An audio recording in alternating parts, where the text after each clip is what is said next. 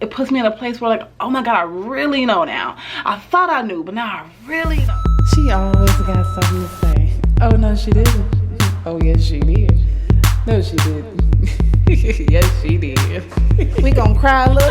I We gonna laugh a lot. I like her. Hear real shit. She keeping it real. In the right spot. Come on, Let's y'all. talk about Let's it. talk about it. What's going on, you guys, and welcome back to another video.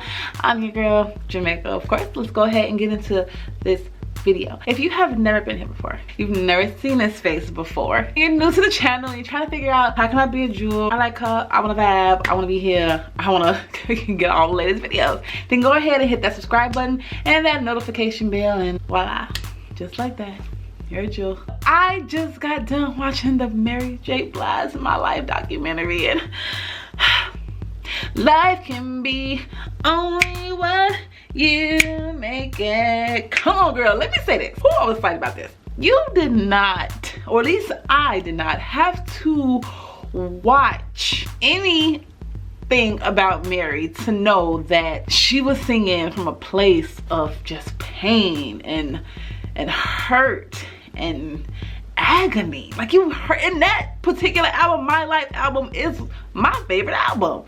And even every song moving forward, like Mr. Wrong, you can just tell that it's from the heart, it's from the gut. And just to watch it, you know, it's like putting a picture to a story. Did that make sense? Something like that. I don't know. I didn't need the backstory, but it was nice to know the backstory. And it's so, it just means a lot to me when I invest. When I say invest, meaning like I buy the album, I stream the music. When I invest in someone who truly is coming from a place of pain, like we're not just doing one-hit wonders. We are actually singing for our lives. We are actually singing for our families, to put everyone around us in a better situation. And Mary, Mary's just it. Like, the story was amazing. To know where she came from and how it all started for her, and just so much she was dealing with. Now, what I will say about this is that she didn't give away a lot of detail about what was really hurting her. I mean, she did say that she had been going through or dealing with being molested as a kid, and then you know, Lil Cedric, KC, from KC and JoJo. I didn't even know he got down like that, but you learn something new every day. But other than that, she didn't really go into detail about every little thing that was happening. We all know, living in the projects, growing up in the projects, near the projects, that them tall motherfucking high-rise buildings should be happening up in there, okay? And she talked about her mother being abused, and hearing her neighbors and the women being abused. And I thought it was just amazing that she held on to that, and she got the opportunity to sing that. And like, I knew I loved that woman. I knew I loved her music. Like, when I hear and when I sing her songs, it's like, yes. You know, like, listen to somebody, you just be like, yes, that's what I'm talking about. That's what Mary does to me. Like, when I listen to a Mary album, I have to listen to it on 1,000, just as I would do a Whitney Houston album. I gotta listen to it on, like, crank it all the way up, because she is about to say some words that we can still relate to today. I love when people create music. It's like art, that no matter when you hear it or when you see it, it still gives you that same feeling as when you very first heard it. And that is how I feel about almost every song that Mary J. Blige has sung. There's so many songs on the My Life album that just, when you play it today, it's like, has she been signed already? You know, like, okay, it's been years, but where is she? I need her to sing this for me right now. Nobody moving like it hurt. Call Mary. That is how I feel when I hear the album. I thought it was amazing. And she looked so beautiful. I mean, it was the pink and the blonde and just the skin tone. It just, the whole thing was perfectly put together. I really wish they would have played that Mary J. Blige Method Man song. You're wrong, I need. When you think about the lyrics, it's like, fuck, I can relate. You know what I'm saying? Like, it was amazing. I love when music is made off of the person's feeling, what the person has gone through, the experience. It makes it a lot more realistic. Then they have a story to tell, and this was perfect timing. We are in an era now where you only make it if you go in the shade room.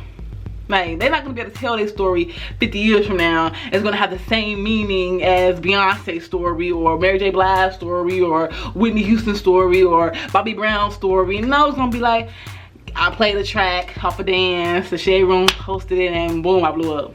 Like, next.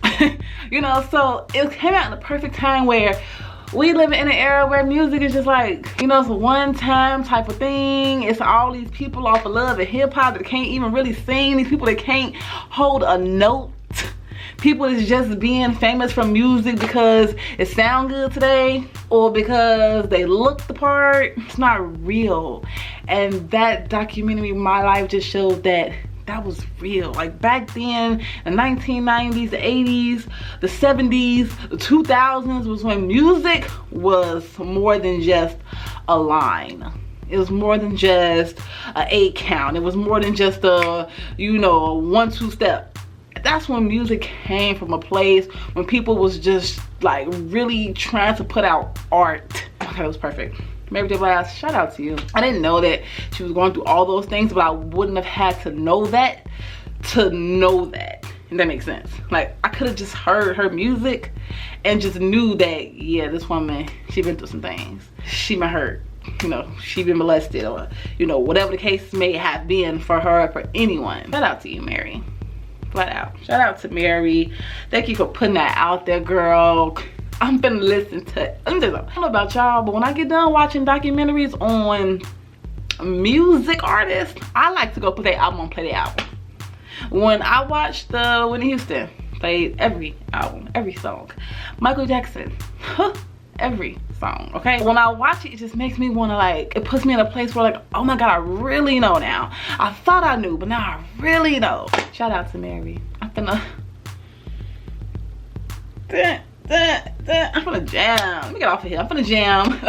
But I had to come on there because I needed to review this docuseries and let you guys know what I thought about it. I thought it was amazing. I thought it brought so much closure to the fans. Now that we can actually see that, yeah, this was real life for her. She was going through things that everyday women go through and have to deal with, and the burdens that we have to carry, and then left it in a studio and gave it to us. And to know that the fans saved her life. Like, she thought she was saving our lives. We were saving her life. And it was like, it's a transfer of energy, okay? Positivity, love, care. I loved it.